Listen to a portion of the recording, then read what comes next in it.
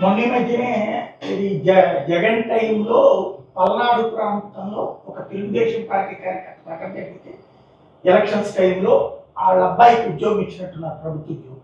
అంటే ఇక్కడ రాజకీయ పరంగా జరిగినటువంటి ఘర్షణలో వాళ్ళకి లేదా తొక్కిసలాట్ ఇట్లాంటి సందర్భంలో వాళ్ళకి ప్రభుత్వ ఉద్యోగాలు ఇచ్చేటటువంటి సంస్కృతి వివిధ రాష్ట్రాల్లో ఉంది.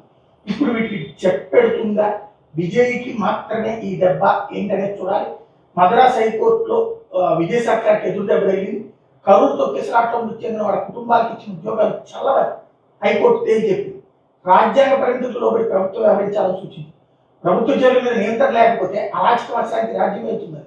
ప్రభుత్వ ఉద్యోగం అనేది ఉచితంగా పంచిపెట్టేది కదా, దాన్ని కష్టపడి సాధించాలి. ప్రభుత్వ ఉద్యోగం కోసం ఎంతో మంది ఎదురు చూస్తున్నారని వ్యాఖ్యానించారు.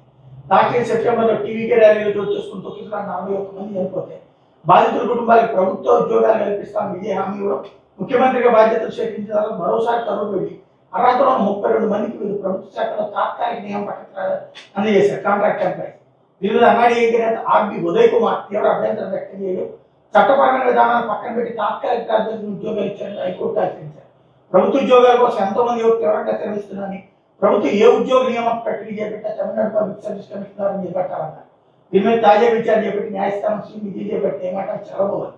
మామూలుగా అయితే పర్మనెంట్ జాబ్స్ కి అట్లాంటి అంశం ఉంటుంది, కానీ కాంట్రాక్ట్ అవుట్సోర్సింగ్ ఎంప్లాయ్మెంట్ కి అట్లాంటిది ఉండదు. అనేక దాన్ని ఏమంటారు, మానవతా సాయంత్రం నుంచి చాలా మందికి ఉద్యోగాలు ఇస్తారు.